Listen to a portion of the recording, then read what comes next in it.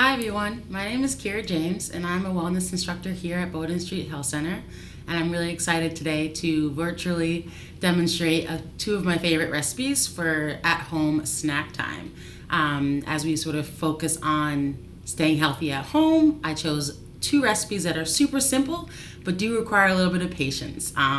We're at home with the kids trying to keep them active yet not in the kitchen, so hopefully these recipes in their ability to be customizable but also super healthy and fun will do the trick in terms of satisfying their sweet tooth during a snack time. So the two recipes we'll focus on today, the first one will be a frozen yogurt fruit bite, and the second one is one of my all-time favorite childhood snacks. It's a rainbow fruit roll-up. Yes, made at home. So let's get started. Now for the first recipe, the frozen yogurt bites. Sorry, I said that just a little bit. We're going to be starting off with, I'm using low-fat organic yogurt, but you can use full-fat yogurt if you prefer. Anything that's super thick, you may just want to add some milk to the recipe. But for now, for today, we're just going to do 2 cups of the yogurt.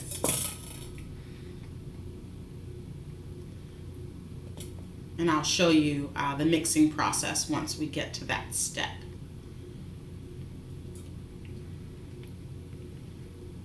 And then from there, we just need a little bit of flavoring. You definitely can use flavored yogurt if you prefer, but again, we're looking at our nutritional facts and being mindful of staying healthy. So sometimes those flavored yogurts have a lot more sugar and added ingredients. So starting with a plain base and then adding some sweetness or flavor to it from that point allows you to keep control and to stay healthy.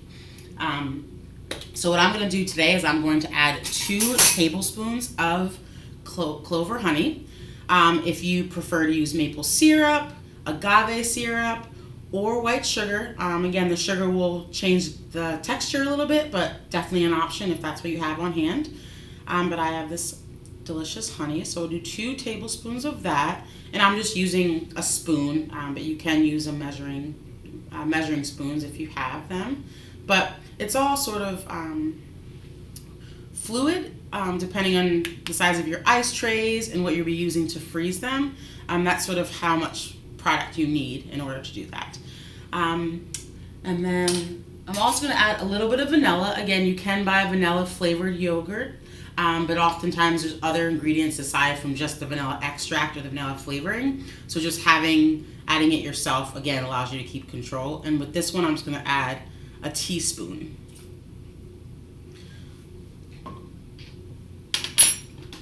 And that's basically it for the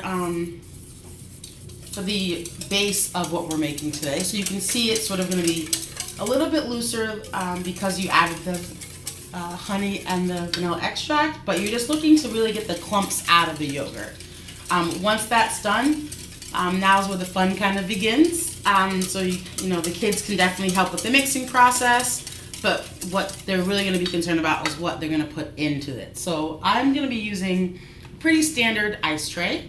You can use shapes, fun shapes, or you can even just spread it out on a sheet pan if you don't have ice trays. Not everyone does. And you can kind of make it into a bark. So the same idea applies. You can just spread out the yogurt and then top it with various things. Today, just to keep consistency, I'm going to be using the same kind of fruits for both of the recipes. So for my ice trays today, I'm going to be adding blueberries, 2 or few. I have some fresh raspberries as well, blackberries, which is probably my favorite berry, and strawberries, which I did cut up a little bit. Again, they need to fit into the ice trays, so you can also dice things up if that's easier, but I just chopped them into quarters. And now you just fill sort of a layer on the bottom of the ice trays with the fruit of your choice. If you're not, or your children aren't fans of fresh fruit, there are lots of options in terms of the direction that you can go with this. You can add chocolate chips, again, semi-sweet, nothing too sweet or milky. I'm trying to keep this healthy. Coconut, dried coconut flakes is a great choice, or dried fruit, apricots, things like that. Granola or nuts, those will definitely change the texture. Again, if you like something more crunchy, oftentimes I'll add it afterwards. Bananas are also a really good choice. Or you can also puree the fruit if your children sort of prefer, again, the texture to be more smooth and creamy. You can always puree any of these fruits and then add the puree to the yogurt base. It'll change the color, but it'll be super pretty, and then you can just pour the entire liquid into the trays. So I'm just going to add, everything's washed and drained, so I'm just going to add a few, and I apologize, you can't see what I'm doing, but I'm just going to add a few blueberries, 4 of them. I'm going to add just 2 raspberries because they're a little bit bigger to each of the raspberry trays. Blackberries, again, they were a little bit larger, so I did cut those in half, and I'm going to put just the 2 halves into each of the trays, which is, again, 4 of each. And then for the strawberries, I'm just going to add 1 beautiful slice of strawberry to each of the trays. Awesome.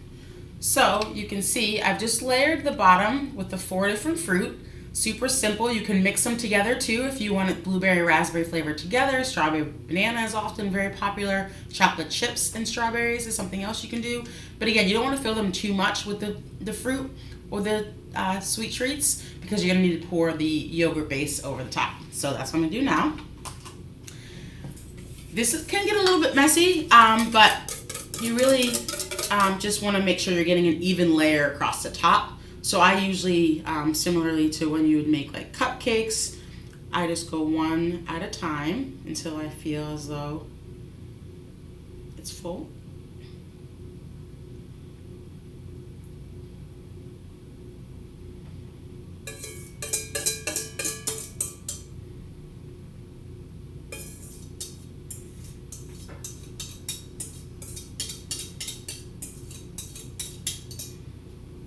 Excellent, and I'm just going to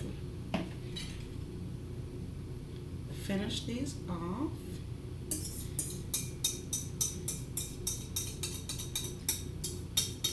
And if for some reason your family does not enjoy dairy products or unable to eat them, there are dairy-free yogurts available, and those will substitute very well for this recipe. So there's Silk makes a soy dairy-free yogurt substitute. Again, the texture is going to be what's going to be most important. So if you find it to be super thick, you may want to just add a splash of milk again, just sort of when it gets like a pancake batter kind of texture. So once everything's full, you can see there it's pretty even across all of the containers. Then you pop it into the freezer. You can sprinkle the top with, like I said, the coconut flakes or other things, but you do want to keep it pretty even so everything freezes at the same time. And then, again, depending on your freezer, it may take 2 to 3 hours for everything to freeze. But overall, you should be able to just feel it and know exactly where it is. So I've done that for us here. I may have snacked on one just to check to make sure that they were good. But you can see them here. I did, just so I knew what the flavors were, I did put 1 sort of small slice of each of the fruits on the top so that I knew what they were. And now I've sort of perforated just so that they would easily come out. And you can leave them in like this, and then you can pop 1 out for snack time, but just so you can see what they look like on the bottom, I'm going to just pour them out onto this plate here.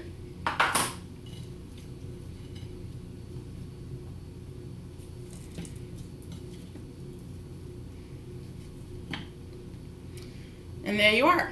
So the recipe that I just went over, again, the 2 cups-ish, right, of the low-fat yogurt, 2 tablespoons of honey, and 1 teaspoon of vanilla, and then the various fruits. You don't need too much of the fruits. You can also keep them plain, or if you wanted to maybe dip them afterwards, you can always stick a toothpick into the top of these once they're frozen. Maybe you have some bittersweet chocolate melted. Peanut butter is a really good choice as well.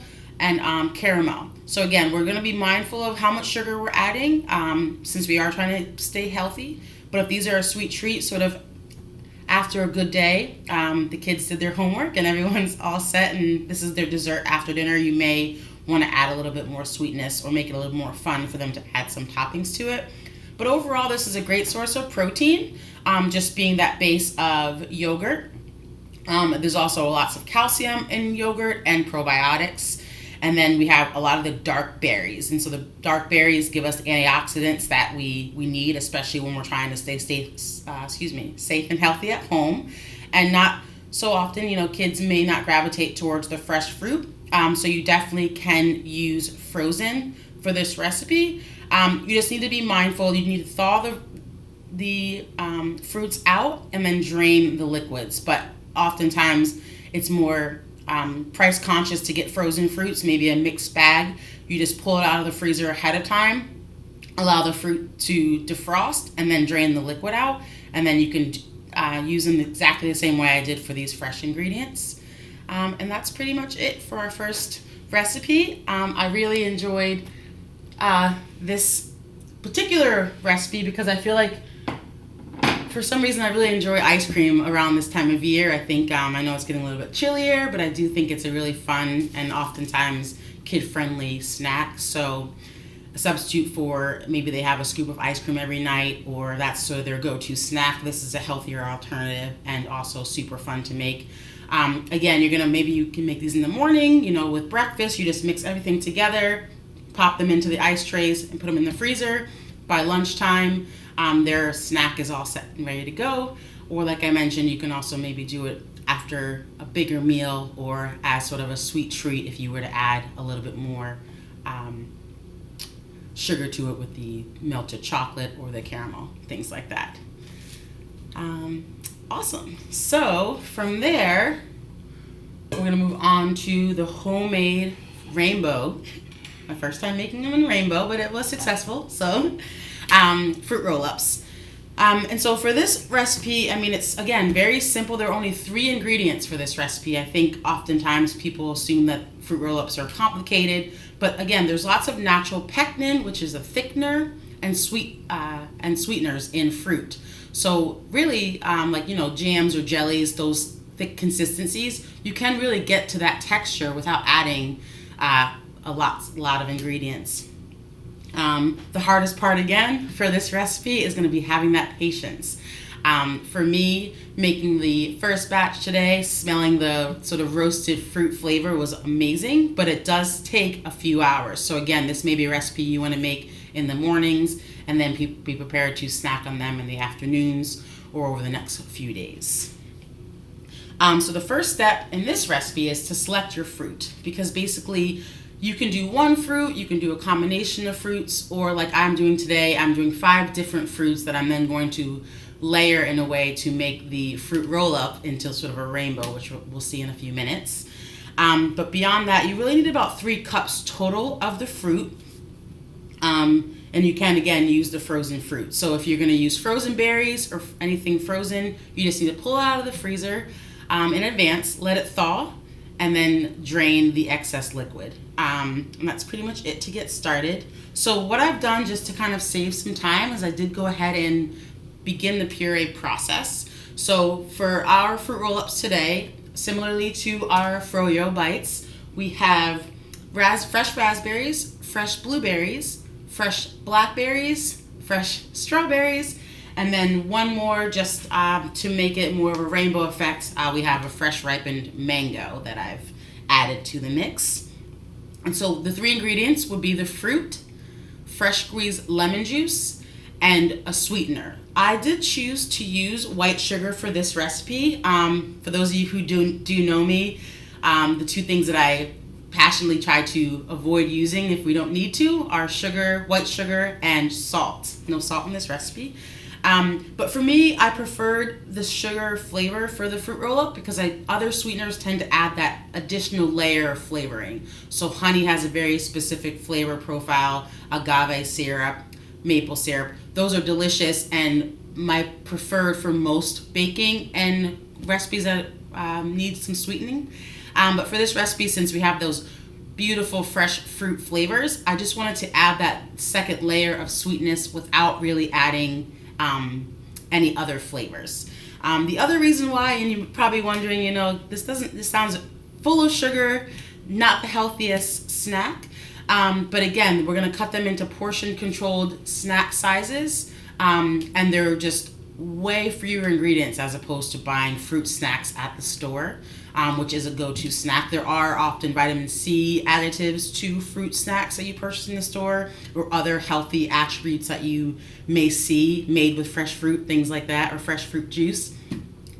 But just looking at this example with the fruit roll-ups, I looked at the nutritional facts for my childhood favorite online, and they have 4+ sweeteners in that recipe: apple puree, pear puree, high fructose corn syrup, and other syrups of that nature. And then looking at the amount that we're using in our recipe today, we're using 4 tablespoons total for what we'll be making 12 fruit roll-up strips. And so 4 tablespoons is less than half per serving of what you would get if you were to buy the store-bought. So again, this is a sweeter snack. We're not going to want our children to be eating tons of these, or ourselves if we're empty nesters like myself. But it is something to be mindful of, and so I just wanted to spend a moment or two just talking about the effects of sugar and why we always need to be making sure we're asking ourselves, is this healthy? Because even if we're using fresh ingredients, there are still sort of caps or things we want to be mindful of, and in this situation it is that sugar content. So anyway, enough of me blabbering. Let me just show you what I've done so far. So you'll see here that I've pureed the blackberries, blueberries, raspberries, and mango. And so for each of these, it was 6 ounces of the fruit, 1 teaspoon of fresh lemon juice, and 1 teaspoon of the white sugar. I just put it into the blender, which I'll show you in a moment, and pureed until smooth. There isn't really much else you need to do, but I do want to just point out that I did not strain any of these. So they all do have their seeds. I do enjoy the seed, that little bit of texture and reminding me that it's fresh fruit. I enjoy that, but not everyone's stomach or digestive systems or families enjoy seeds. So you can, for the blackberries, blueberries, and raspberries, you can strain those out and get rid of those seeds if you wanted to, prior to making them into the fruit roll-up strips. So we have a few limitations here, so I'm just going to, so we can keep the blender plugged in on screen, I'm just going to back up there a little bit, but I think you'll be able to see and hear me still. So the 5th fruit that we're going to use for this recipe are those fresh strawberries. And so again, I did cut them into pieces, but you don't really have to, since the blender will do the work for us. If you don't have a blender, a food processor will work well, but I definitely would recommend that you'd want to get a blender just so you can really get these super smooth. A handheld blender would also work fine. Beyond that, nothing will really get that texture, but again, if it's not perfectly smooth, it just again will mean that you'll have to probably bake the fruit roll-ups a little bit longer, and that the texture will be a little bit different than what you may be expecting in terms of that smooth, silky, chewy flavor. So I'm going to add the fresh strawberries to the blender. I have my fresh lemon juice here, 1 teaspoon, and my white sugar, again 1 teaspoon. And then I usually just use pulse. I think it just keeps more control, but for something like this where we're just trying to get it as smooth as possible, you can do a more powerful or higher level of mixing.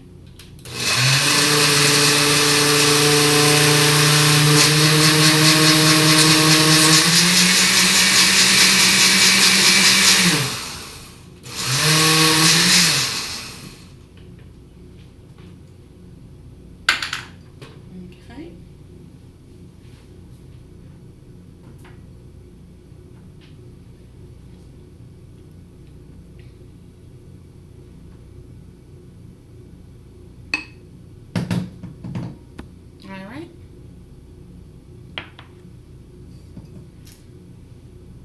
Now we're going to move on to our final step, which is layering them onto the baking sheet. So I'm just going to move the camera a little bit over so you can see what I'm doing here.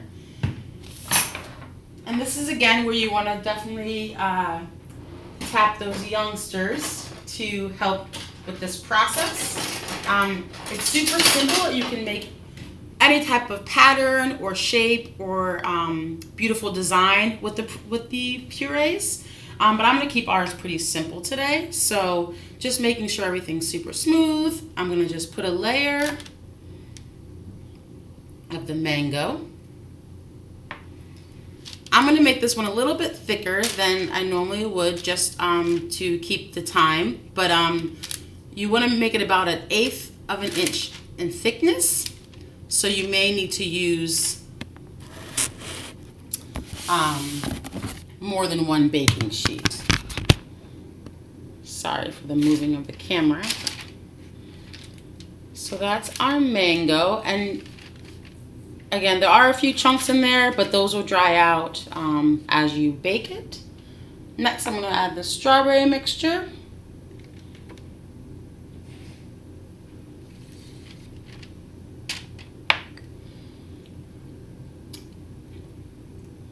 The fresh raspberry mixtures next. Again, you see all those great seeds, but if you don't like them, you can just strain them out.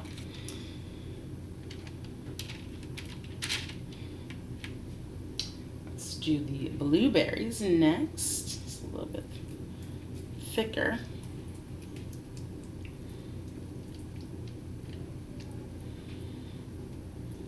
And the consistencies may be a bit different, just depending again on the freshness of the fruit, how much moisture is in the fruit. Every batch will be a little bit different if we're using fresh ingredients because of that natural moisture and the ripeness of the fruit. As things get riper, they tend to have a little bit more moisture expansion.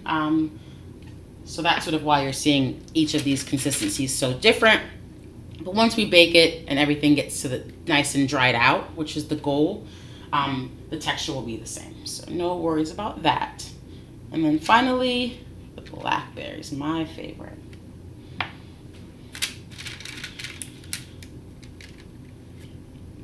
And that's it.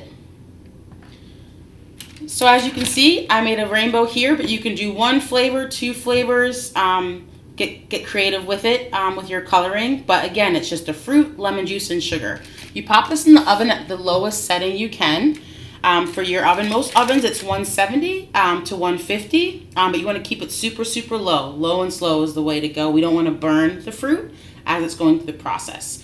So we pop it in the oven, and then that's when the patience starts. So 3 to 4 hours. Basically, you'll know it's done because it will no longer be sticky or wet. Everything will be nice and dry, and you'll be able to lift it up off the side. So I've done that for us today. And so here's what the finished product looks like. There are a few gaps, but that was from me touching, so apologies. Sometimes that happens, but again, that's what happens when you have homemade items like this. I call it being rustic. So the next step you do, you just need to cut them into strips. So this is basically the finished product. There's nothing else you need to do. Once you roll it up, it'll all sort of adhere to each other. So I have my clean scissors here. And I'm just going to cut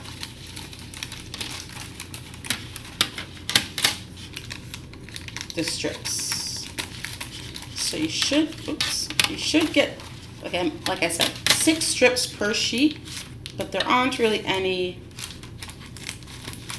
rhyme or reason. Depends on how large your sheet pan is, how much of each of the purees you put on there. I'm going to actually do 5 for this strip.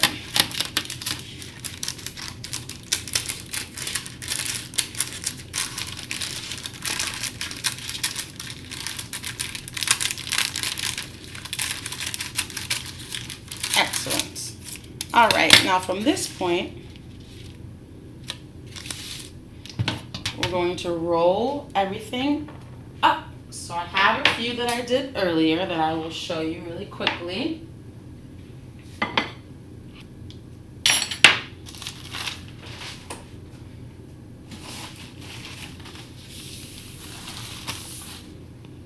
Okay. So these are the finished products. And so basically what you're going to do is take one of your strips and just start at one end and roll them up like so.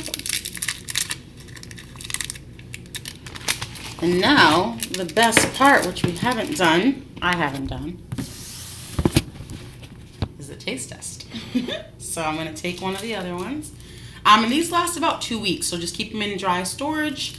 And then in snack time, kids can take a bite. And again, it's very sweet, but that's that natural sweetness. So the idea of this being a nice afternoon snack will give the kids the energy, that fast sugar energy to get them through the rest of the day. Or again, if we're trying to just be mindful at all times, this is a delicious dessert or something they can grab on their own. And then one of these froyo bites. These can stay in the freezer again for as long as you would like. Be mindful that the longer they're in the freezer, the harder they're going to get. So you might want to just pull them out of the freezer in advance of eating them so that you're not like crunching down too hard.